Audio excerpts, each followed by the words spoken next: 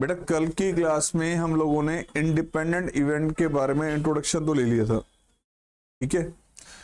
Independent events हमारे पास जो है, इसी टॉपिक को आगे हम कंटिन्यू करेंगे।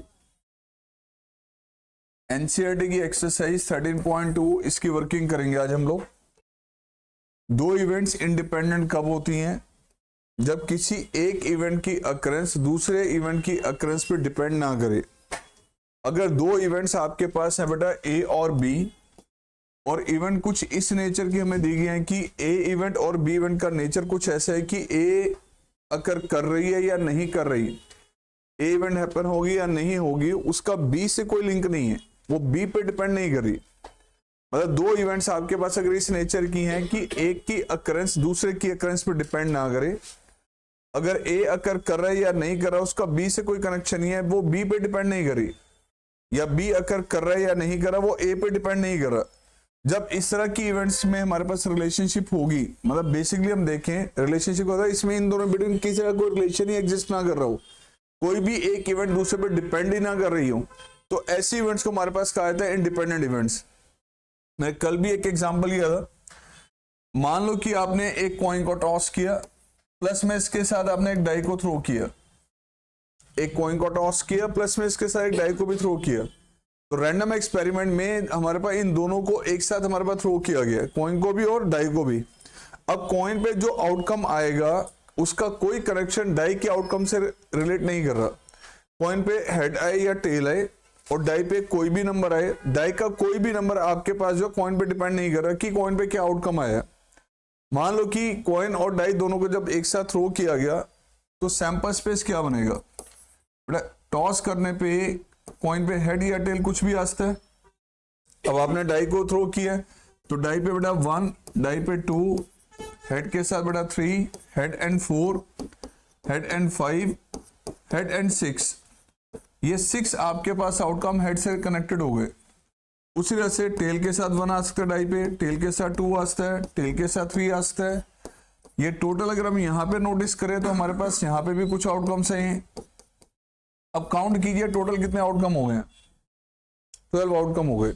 मान लो मैं आपके सामने इन्हीं कॉइन और डाई सेडेड कोई भी दो इवेंट डिस्क्राइब कर लेता हूं। फॉर एग्जांपल एक इवेंट हमने डिस्क्राइब की हेड अपीयर्स, और बी आपने ले लिया for example number greater than 3 appears on the die.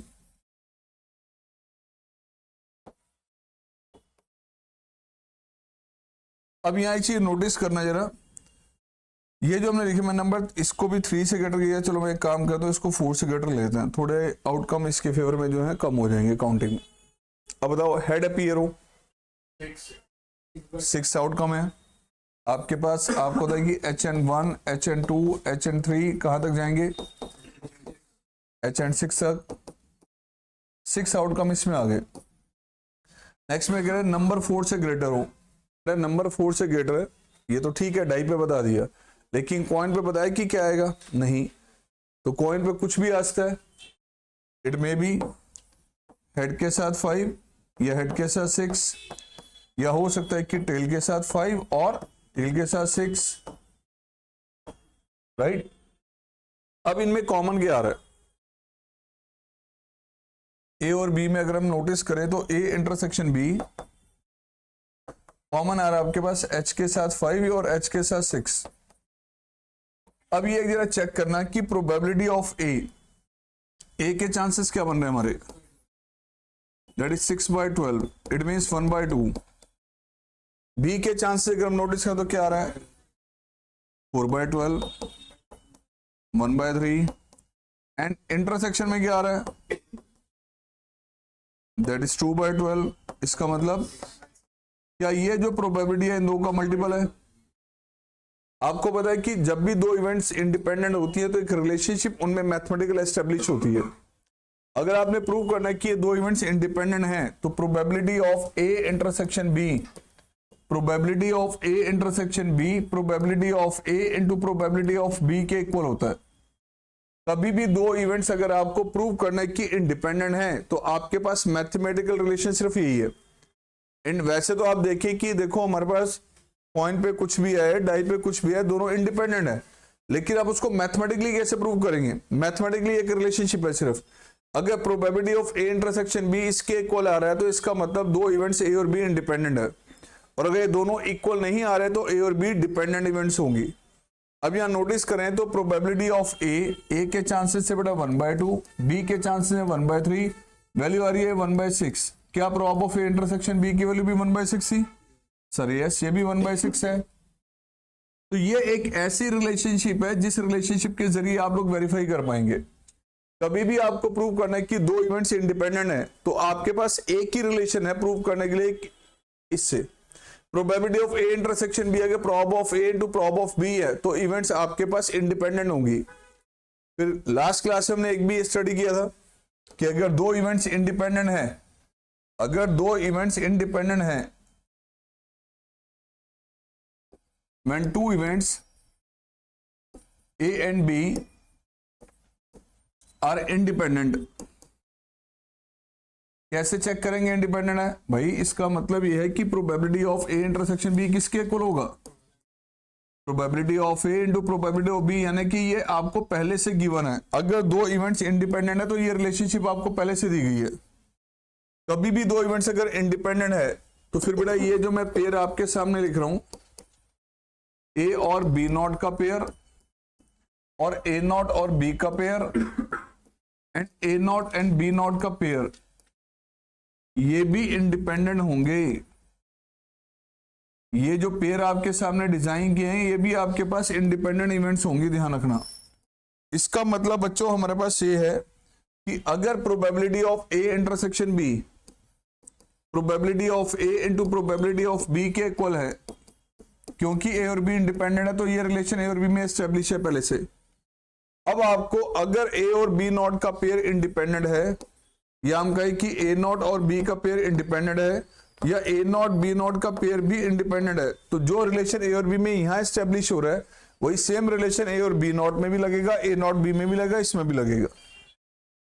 It means की probability of A intersection B not इसके इक्वल होगा ये प्रोबेबिलिटी ऑफ ए इंटू में प्रोबेबिलिटी ऑफ बी नॉट।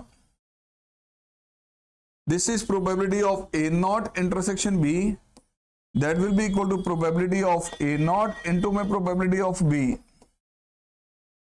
कुछ ऐसे ही probability of A not intersection B not, that will be equal to probability of A not into में probability of B not.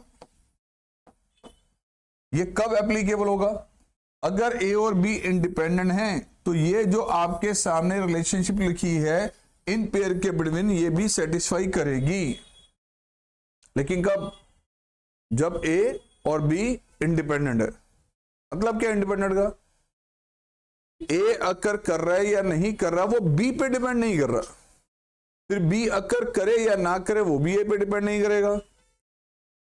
तो ये आपने रिलेशनशिप के जरिए सारे क्वेश्चंस करने हैं। दिस इज अ थ्योरम और ये बोर्ड एग्जाम में प्रूव करने के लिए भी आ सकता है। हमने लास्ट क्लास में डिस्कस भी किया था किस तरह से वर्किंग करनी है, थोड़ा ध्यान रखना है इसका। ये बोर्ड एग्जाम में पहले भी आ चुका प्रूव करने के लिए, एनसीईआरटी में थ्योरम एक्सप्लेन की हुई है, अच्छे से इसको नोटिस कर सकते हैं आप लोग। कोई भी एक, अभी 4-5 साल पहले हमारे पास जो है ये वाला पार्ट प्रूव करने के लिए आया था 2 नंबर में, पॉसिबिलिटी हो ये भी आज से ये आएगा तो 3 नंबर में आएगा। और हर साल 2 से 3 नंबर में एक आपके पास थ्योरम या कोई एक प्रॉपर्टी किसी भी चैप्टर से उठा के दी जा रही है। कभी वो मैट्रिसेस की कोई थ्योरम दे रहा है, कभी कोई वेक्टर की दे रहा है, कभी इंटीग्रेशन का आपके पास कोई डेरिवेशन दे देगा। कोई 2 से 3 नंबर की कैटेगरी में ये क्वेश्चन आना ही आना है, ऐसा ध्यान रखना है। और क्वेश्चन देखिए रफ, एनसीईआरटी की exercise 13.2 very first question. Probability of A 3/5 given है, प्रोबेबिलिटी ऑफ बी 1/5 गिवन है। Find probability of A intersection B if A and B are independent. बड़ा सिंपल है, 1 नंबर में क्वेश्चन दे दिया गया। हमें पता है ए और बी इंडिपेंडेंट है तो probability of A intersection B क्या होगा? Probability of A into probability of B. इसका मतलब बेटा 3/5 इंटू 1/5 कितना आ गया? 3/, चलो जी। आपसे prob of A intersection B पूछा गया था और आपने कैलकुलेट कर लिया, बट जरूरी नहीं कि आपसे यही पूछे। वो क्वेश्चन में ये भी कह सकता है कि ए की प्रोबेबिलिटी बेटा हमारे पास ए है, बी की है, कैलकुलेट की है prob of A union B. Probability of A union B अगर हम नोटिस करें तो probability of A union B क्या होता है? तो बेटा ये भी आपसे डिमांड कर सकता है क्वेश्चन में कैलकुलेट करने के लिए। अब ए और बी के चांसेस हमें गिवन थे, वो मैं यहां भी रख सकता हूं और यहां भी। इंटरसेक्शन की प्रोबेबिलिटी आपने ये निकाल ली है, वो आपने एडलेस कर लेना है। इसका मतलब कि ये आगे बढ़ा 3/5 प्लस 1/5 माइनस 3/25, राइट? कितना आ जाएगा ये? 17/25। बट क्वेश्चन में डिमांड नहीं की है इसकी, आपसे क्वेश्चन में सिर्फ ये पूछा गया तो उतना ही आंसर देना है। बट जरूरी है कि वो A union B, A intersection B ही पूछेगा। मेरा मैसेज है कि वो ए यूनियन बी कहेगा तो आगे एक स्टेप और ले लेना हमने, राइट? अगला question, second part. Second part में देखो अगले सेकेंड क्वेश्चन में क्या कह रहे हो? 2 cards are drawn at random and without replacement. इसमें वर्ड क्या है? Without replacement. 52 प्लेइंग कार्ड में से आपने 2 कार्ड निकाले हैं, 2 कार्ड निकाले बिना रिप्लेसमेंट के, यानी कि 52 में से आपने एक कार्ड निकाला, उसको नोटिस किया वो कार्ड रेड है, ब्लैक है, स्पेड है, एस है, किंग है, कौन सा है? 52 में से एक कार्ड निकाला, उसको चेक कर लिया, उसको बाहर रख दिया। अब पैक में कितने कार्ड रह गए? 51। फिर अगला कार्ड आपने निकाला है। सेकंड कार्ड जब आप निकाल रहे थे तो कार्ड एक कम हो चुका था पैक में। पहले वाला कार्ड जो निकाला था वापस पैक में नहीं डाला, यानी 52 में से एक कार्ड आपने निकाला, उसको नोटिस कर लेके आया, उसको साइड पे रख दिया। उसके बाद 51 पैक में से दोबारा सेकंड कार्ड आपने निकाला और उसको साइड पे रख दिया। यानी कि सेकंड कार्ड को ड्रॉ करने से पहले जो पहला कार्ड निकाला था उसको पैक में वापस नहीं डाला। मेरा मैसेज ये है, ओके? अब क्या कह रहे हैं इसमें? 2 कार्ड आपने निकाले हैं, find the probability that both the cards are black. दोनों कार्ड ब्लैक कलर के थे। इस क्वेश्चन को हम 2 तरह से कर सकते हैं, बट आमतौर पे कोई भी क्वेश्चन जब आपके पास इस तरह का दिया जाए कि विदाउट रिप्लेसमेंट पे बेस्ड क्वेश्चन हो, तो यहां आपको 11th क्लास में बच्चों को बताया था कि कभी भी एक लॉट में से या एक ग्रुप में से एक से ज्यादा आइटम ड्रॉ की जाए तो कॉम्बिनेशन लगता है। जब भी एक लॉट या एक ग्रुप में से आप एक से ज्यादा आइटम निकाल रहे हैं तो वहां पे कॉम्बिनेशन का फॉर्मूला यूज किया जाता है। यानी कि ये जो रिजल्ट आप लोगों ने स्टडी किया था बेटा, एनसीआर का जो फॉर्मूला है, N factorial R factorial N minus R factorial, जहां आर की जो वैल्यू है वो 0 से लेके एन के बीच में लाई करती है,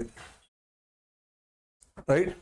एन में से अगर आप आर आइटम सिलेक्ट कर रहे हैं, आर आइटम ड्रॉ करें, तो एनसीआर ये बताएगा कि आर आइटम्स आप कितने डिफरेंट मेथड से सिलेक्ट कर सकते हैं। अब कितने कार्ड हैं टोटल? 52। उनमें से ब्लैक कलर के कितने कार्ड हैं भाई? 52 में हाफ रेड होते हैं, हाफ ब्लैक होते हैं ना। तो क्वेश्चन नंबर सेकंड अगर हम देखें, रेड कलर के कार्ड आपके पास है बेटा 26, ब्लैक कलर के कार्ड आपके पास है 26। आपने 2 कार्ड निकाले हैं, पॉसिबिलिटी क्या है? हो सकता है दोनों रेड आ जाएं, हो सकता है दोनों ब्लैक आ जाएं, हो सकता है कि एक रेड और एक ब्लैक आ जाए। टोटल सैंपल स्पेस में आउटकम अगर हम देखेंगे तो दोनों रेड भी हो सकते हैं, दोनों ब्लैक भी हो सकते हैं, एक रेड एक ब्लैक भी हो सकता है, राइट? बट फेवर में क्या चाहिए? हमें प्रोबेबिलिटी किसकी निकालनी है? दोनों कार्ड ब्लैक हो, राइट? तो प्रोबेबिलिटी कि बोथ आर ब्लैक कार्ड, दोनों ब्लैक कलर के कार्ड हैं, तो फेवरेबल आउटकम यानी कि दोनों ब्लैक आने चाहिए। ठीक है बेटा, रेड में से दोनों में से कोई भी नहीं होगा, दोनों कार्ड किस में से होंगे? ब्लैक में से। ओवर 52 में से कोई भी 2 हो सकते हैं, एनी 2, चाहे दोनों रेड हैं, दोनों ब्लैक, या एक रेड एक ब्लैक, जो मर्जी हो, सारी पॉसिबिलिटीज आ गई हैं डिनोमिनेटर में। अब एनसीआर का ये फॉर्मूला अगर आप इसको यूज करते हैं तो 26C0 की वैल्यू 1 आएगी बेटा। ये आएगा 26 इंटू 25 अपॉन में 2 फैक्टोरियल, डिनोमिनेटर में आएगा 52 इंटू 51 अपॉन में 2 फैक्टोरियल। तो बेटा ये आपका इससे कैंसिल आउट, कितना आंसर आ गया? 25 अपॉन 102। ये आपका प्रोबेबिलिटी का आ गया इसका आंसर। बच्चों ये एनसीआर का फॉर्मूला कहां लगेगा? जब भी आप एक ग्रुप में से, एक लॉट में से एक से ज्यादा आइटम ड्रॉ करेंगे और वो भी विदाउट रिप्लेसमेंट हो, वो भी विदाउट रिप्लेसमेंट हो। लाइक एक बैग आपको दे दिया जिसमें रेड, व्हाइट और ब्लैक कलर की बॉल्स हैं, आपने 3 बॉल निकाली हैं, एक नहीं निकाली, 3 बॉल निकाली हैं। अब तीनों में से कहा गया 2 रेड और 1 ब्लैक कलर की बॉल हो, या कुछ हमारे पास पर्सन दिया हुआ है, मान लो 10 बॉयज हैं एंड 12 गर्ल्स हैं, उनमें से आपने 5 पर्सन की कमेटी सिलेक्ट करनी है, you are to select 5 stones. अब उन टोटल 22 में से 5 पर्सन का सिलेक्शन करना है। कभी भी आप एक लॉट या एक ग्रुप में से एक से ज्यादा आइटम ड्रॉ या सिलेक्ट कर रहे हैं तो वहां पे एक कॉम्बिनेशन का फॉर्मूला लगेगा, ध्यान रखना। ओके, लेकिन कब? जब एक से ज्यादा आइटम ड्रॉ या सिलेक्ट कर रहे हैं तब। ओके,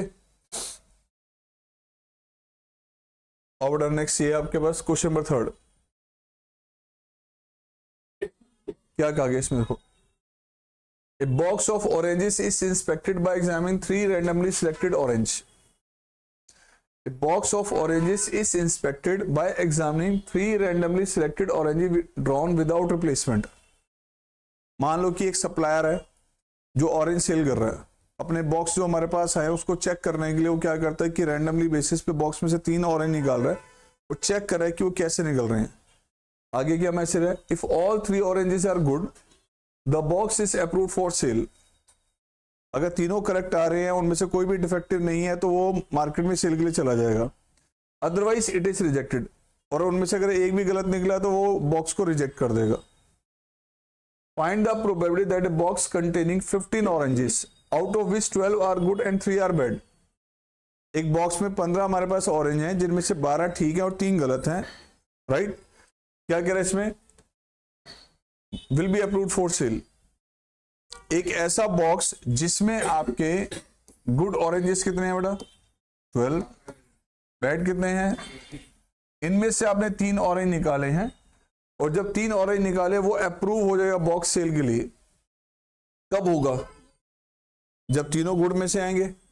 कुछ में कह रहे कि बॉक्स जिसमें 15 आपके ऑरेंज है उसमें से आपने 3 ड्रॉ किए, अगर तीनों गुड निकलेंगे तो मार्केट में सेल के लिए जाएगा। और क्या? That will be approved for sale. Sale के लिए अप्रूव कब होगा? जब तीनों जो आपने ऑरेंज निकाले वो किस कैटेगरी में से हो? इसमें से या इसमें से? गुड में से। तो यानी कि इसमें से आपके तीनों ऑरेंज आ रहे हैं, इनमें से एक भी नहीं आना चाहिए, तब ऐसी सिचुएशन में हमारे पास बॉक्स मार्केट में सेल के लिए अप्रूव हो जाएगा।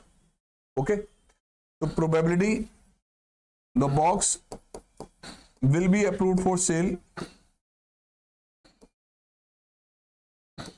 Will be approved for cell.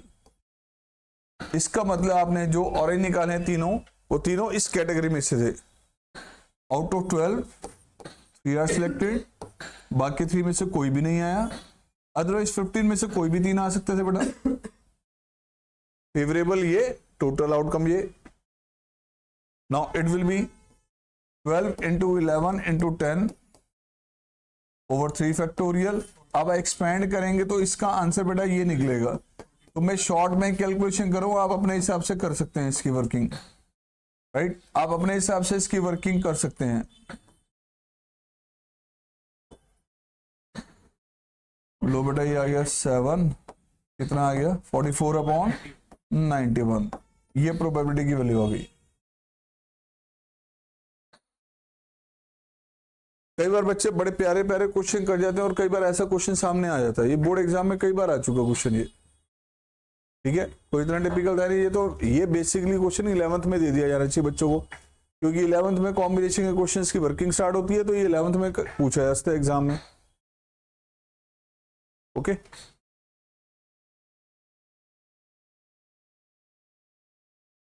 आ जाओ बच्चों नेक्स्ट क्वेश्चन। अच्छा, मेरा मैसेज आपके सामने ये है, प्लीज ध्यान से सुनना। कभी भी 2 इवेंट्स आपको इंडिपेंडेंट प्रूव करनी है, इंडिपेंडेंट। तो इंडिपेंडेंट इवेंट्स के लिए रिलेशनशिप एक ही है। कैसे वेरीफाई करेंगे इंडिपेंडेंट है? Probability of A intersection B, किसके इक्वल आना चाहिए? Probability of A into probability of B. This is a important relation. कभी भी प्रूव करना है 2 इवेंट्स इंडिपेंडेंट है तो सिर्फ आपने इसको चेक करना है, और कोई ऑप्शन नहीं है, ध्यान रखना ये। Order a fair coin and an unbiased die are tossed. एक कॉइन है, साथ में एक डाई, दोनों को टॉस किया गया। Let A be the event, head appears on the coin and B be the event 3 on the die. Coin पे हमारे पास हेड है और डाई पे क्या आना चाहिए 3। वैसे बताओ क्या दोनों डिपेंड करते हैं एक दूसरे पे? नहीं, ये इंडिपेंडेंट है, हमें देख के पता चल रहा है, बट मैथमेटिकली कैसे प्रूव कर रहे हैं इसको? सैंपल स्पेस क्या बनेगा पहले बताओ। कॉइन को भी टॉस किया और डाई को भी थ्रो किया है। कॉइन को टॉस किया या तो हेड आएगा, या डाई को थ्रो करने पे हेड के साथ head and 2, head and 3, head and 4, head and 5, head and 6। Similarly, tail and 1, tail and 2, tail and 3, tail and 4, tail and 5, and tail and 6. अब A इवेंट के बारे में कह रहा है हेड अपीयर्स। हेड अपीयर हो बेटा, तो हेड के फेवर में देखें तो H के साथ 1, H and 2, H and 3, H and 4, H and 5, H and 6। उसी तरह से बेटा बी इवेंट आपके पास है 3 ऑन द डाई।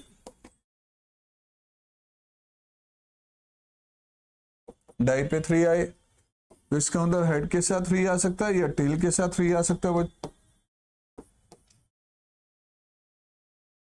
अब इंटरसेक्शन बताइए बच्चों, कॉमन क्या आ रहा है? H,3। बेटा यहां नोटिस करें तो प्रोबेबिलिटी ऑफ ए के जो चांसेस आ रहे हैं वो है 6/12 यानी 1/2। बी में देखें तो 2 आउटकम आ रहे हैं आपके। Probability of B that is 2/12 यानी 1/6, और ए इंटरसेक्शन बी की प्रोबेबिलिटी क्या आ रही है? 1/12। क्या 1/12 इन दोनों का मल्टीप्लीकेशन है? Sir yes. तो ये आपके पास probability of A into probability of B के इक्वल है। इसका मतलब इवेंट सी और बी क्या होगी? इंडिपेंडेंट। क्या होगी यार? वैसे बताओ ना, आप कॉइन को टॉस कर रहे हैं और डाई को भी थ्रो कर रहे हैं, कॉइन पे कुछ भी आए, क्या उसका आउटकम डाई से रिलेटेड होगा? इंडिपेंडेंट है ये इंडिपेंडेंट पहले से ही है, बट उसको मैथमेटिकली कैसे प्रूव करना है? वो ऐसे करना है। Okay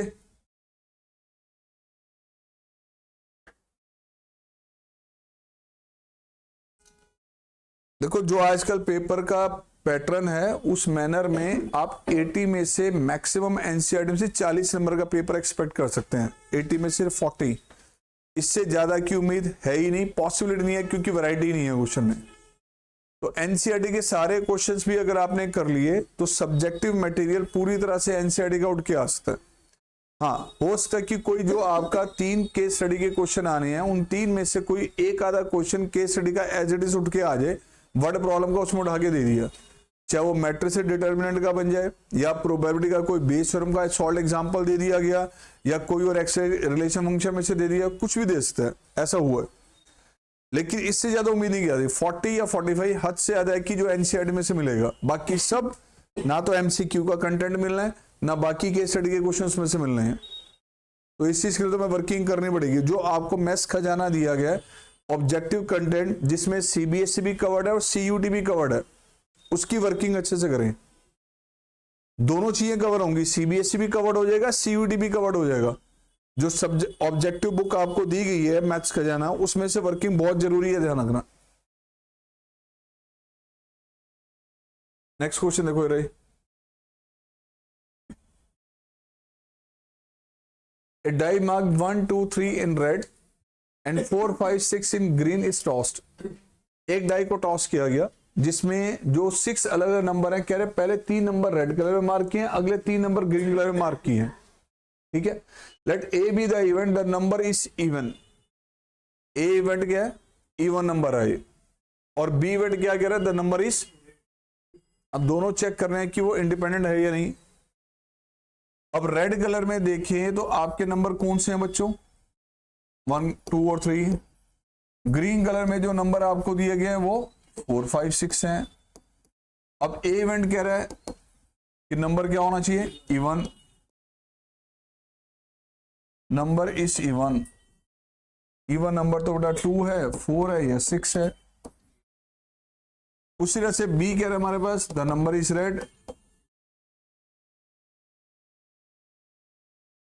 number is red. Red में कौन कौन से आ रहे हैं आपके 1 2 और 3, एंड ए इंटरसेक्शन बी दोनों में कॉमन इवन नंबर भी हो रेड नंबर भी हो, रेड इवन नंबर, इसमें इवन नंबर एक ही है सिर्फ। अब आप प्लीज एक चीज नोटिस कीजिए, प्रोबेबिलिटी एक ही क्या बेटा 3/6, प्रोबेबिलिटी ऑफ बी ये भी 3/6, and probability of A intersection B. अब ये वैल्यू इन दोनों का मल्टीपल तो नहीं है ना, तो prob of A intersection B that is not equal to probability of A into probability of B. Events क्या होगी डिपेंडेंट, इंडिपेंडेंट नहीं है, राइट। और नेक्स्ट क्या कहा गया इसमें, let E and F be the events, probability E की गिवन है बेटा, एफ की गिवन है और इंटरसेक्शन की गिवन है। चेक करना है दोनों इंडिपेंडेंट है या नहीं। अरे लो ये गिवन है, क्या ये इन दो का मल्टीपल है? नहीं है।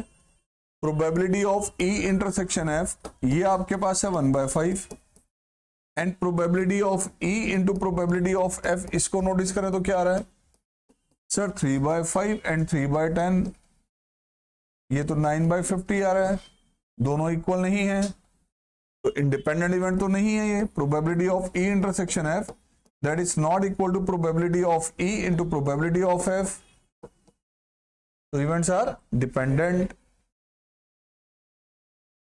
ओके देखो, उम्मीद है कि प्रोबेबिलिटी का क्वेश्चन केस स्टडी में आएगा। बच्चों की आदत होती है बार बार बेशरम बेशरम बेशरम का आएगा ना, आगे इसका ना, आगे इसका, ऐसे केस स्टडी बड़े सारे बने हुए हैं, ध्यान रखना। तो दिमाग में ना घुसाए कि केस स्टडी जो आएगा वो बेशरम का ही आएगा। वो प्रॉब डिस्ट्रीब्यूशन का भी बना के दे सकते हैं, वो इंडिपेंडेंट इवेंट का भी दे सकते हैं, इंडिपेंडेंट कंडीशनल को मिक्स करके भी दे सकते हैं, कुछ भी बन सकता है। हाँ, ज्यादा चांसेस अलग बात है कि माइंड में आता है बेशरम का, लेकिन क्वेश्चन केस स्टडी का प्रोबेबिलिटी में किसी भी टॉपिक का बनाया जा सकता है, ध्यान रखना है।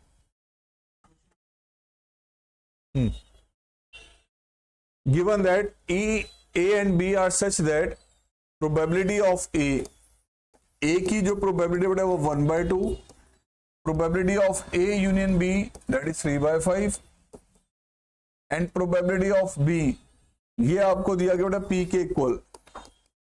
Find P if they are mutually exclusive या independent। तो पहला पार्ट हमें कहता है कि ये म्यूचुअली एक्सक्लूसिव हो।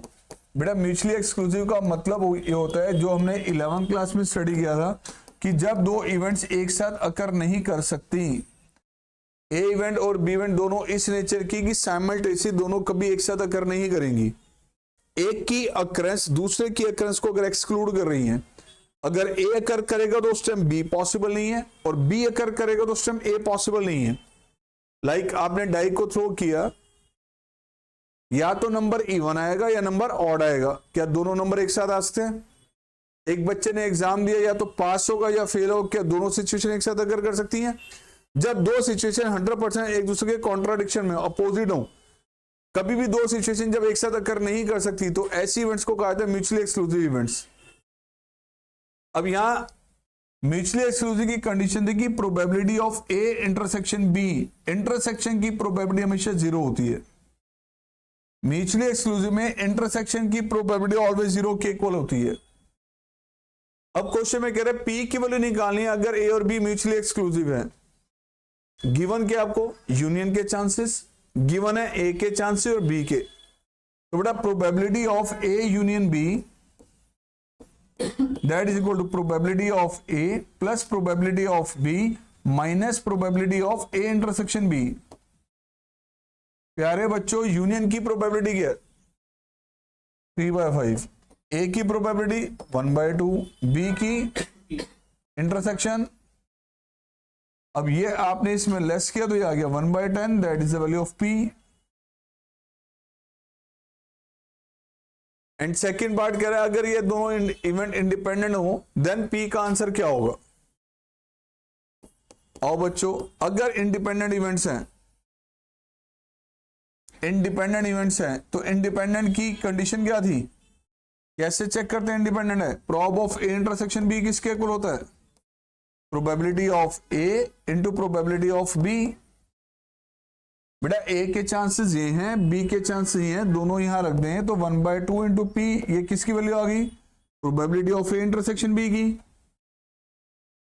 नाउ ए यूनियन बी का फॉर्मूला अगर हम लगाएं, probability of A union B that is probability of A plus probability of B minus probability of A intersection B. बेटा ये आपके पास यूनियन की वैल्यू कितनी है 3/5, ए के चांसेस 1/2, बी के चांसेस है पी एंड दिस इज, ये बेटा इसमें लेस किया आपने, ये आ गया 1/10 और p में से p/2 लेस किया, ये p/2। अब 2 से ये कैंसिल आउट किया तो p की वैल्यू कितनी आ गई 1/5, कितनी आ गई 1/5।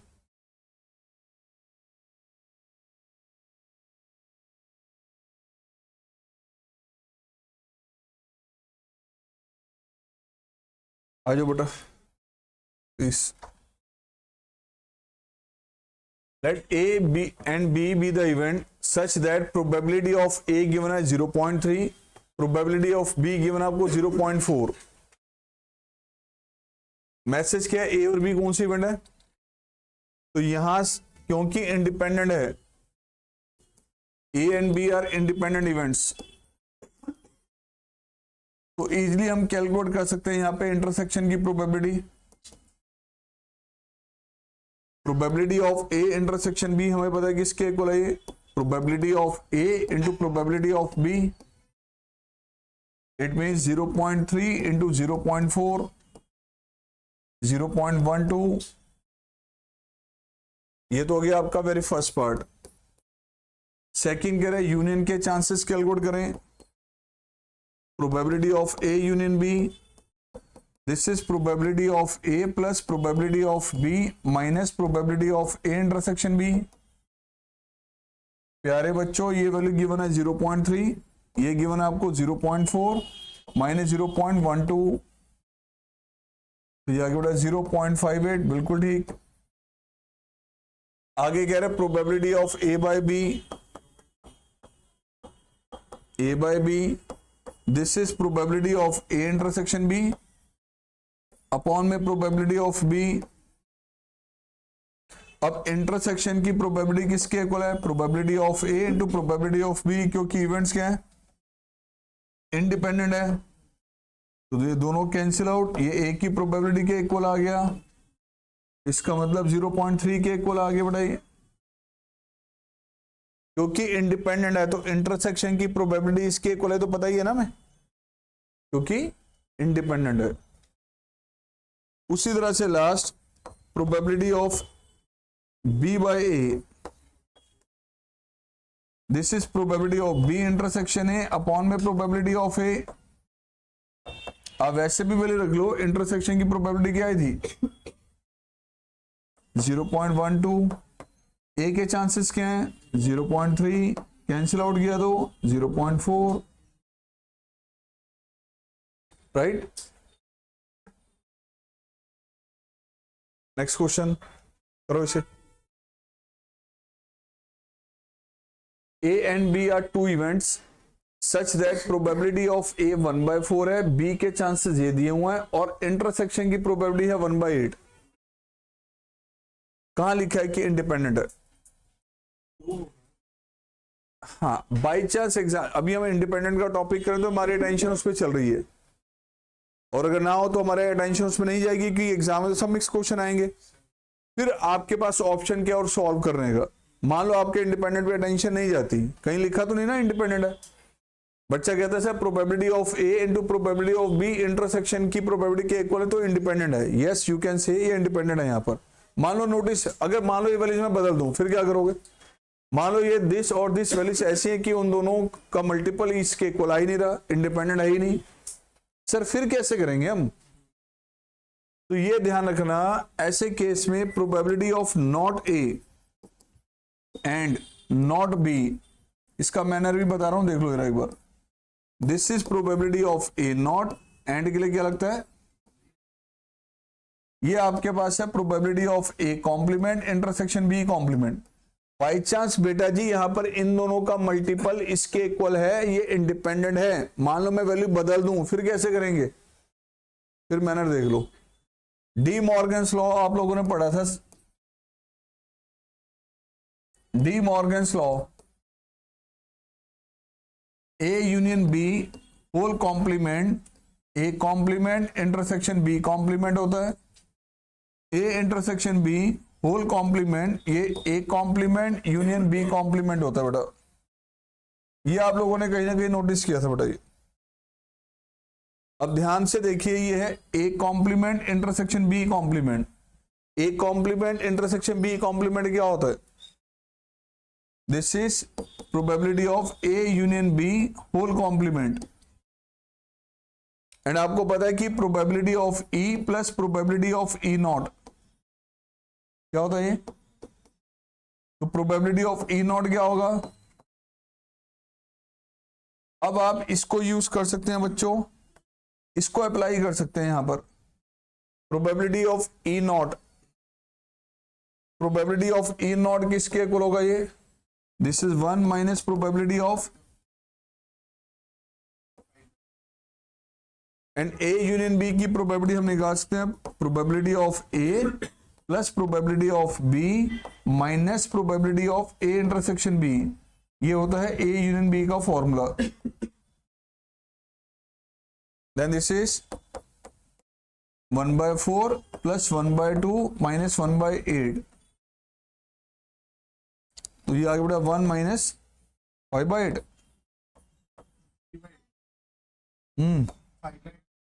2 4। हाँ तो यार तुम मैं ले रहे हो मेरे से यार। हाँ तो मैं ये लिख रहा हूँ यार, क्या होगा तुम्हारे को?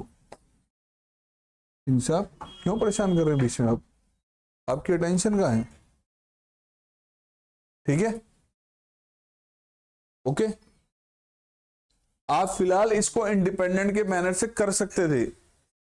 अब क्योंकि ये इवेंट्स इंडिपेंडेंट है, क्योंकि वैल्यूज यहां पर आपको जो दी गई हैं, ये वैल्यू कुछ ऐसी दी गई है कि इन दोनों का जो मल्टीपल है इसके इक्वल है, तो आप इंडिपेंडेंट के जरिए भी इसको कर सकते हैं। अब इंडिपेंडेंट के जरिए अगर हम करेंगे तो फिर कैसे करेंगे सर? देखो आपको क्या है, not A and not B की प्रोबेबिलिटी निकालनी है, राइट? अब नॉट ए और नॉट बी की प्रोबेबिलिटी कैलकुलेट करने के लिए इंडिपेंडेंट के जरिए कैसे करना है? कुछ ऐसे करना है।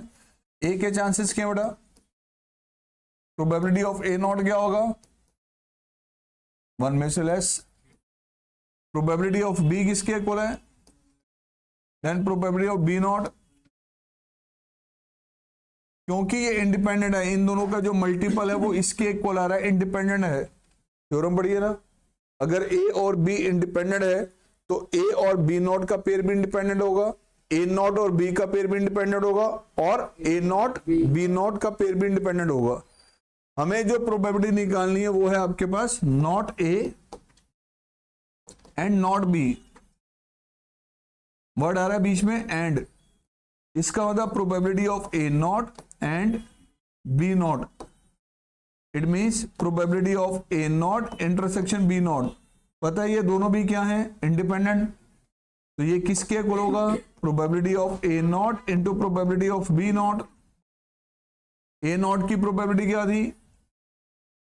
3/4। बी नॉट की है 1/2। आंसर क्या आ गया बेटा? 3/8। और वही आंसर हमारा पहले भी आया था। आप इसको ऐसे भी कर सकते हैं, right? You are to decide कैसे मूव करना है।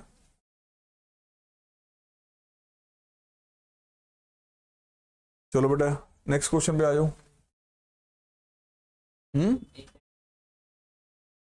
लो जी,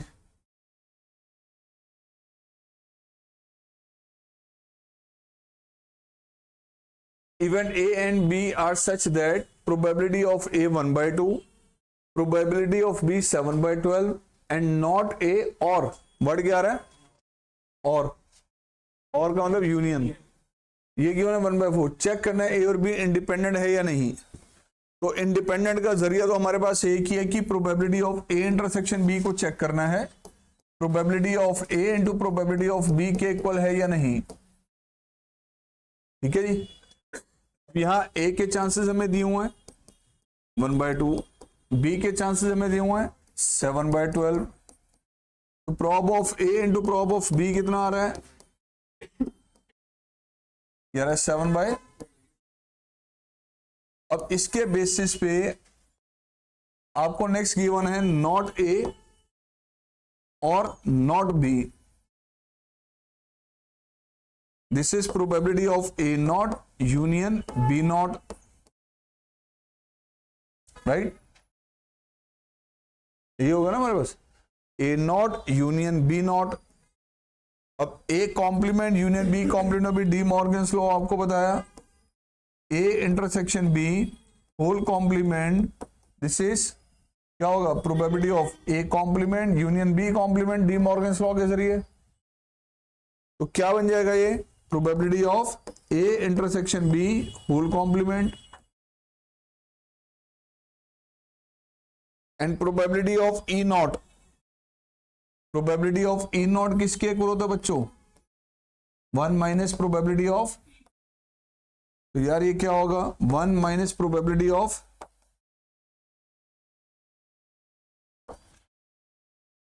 तो यहां से इंटरसेक्शन की प्रोबेबिलिटी की वैल्यू क्या आ रही है दैट इज 3/4। क्या ये वैल्यू इन दो का मल्टीपल आ रहा है सर, इसके इक्वल तो नहीं है। तो इवेंट्स क्या होंगे डिपेंडेंट इवेंट्स, राइट। एक बार नोट कर लो इसको।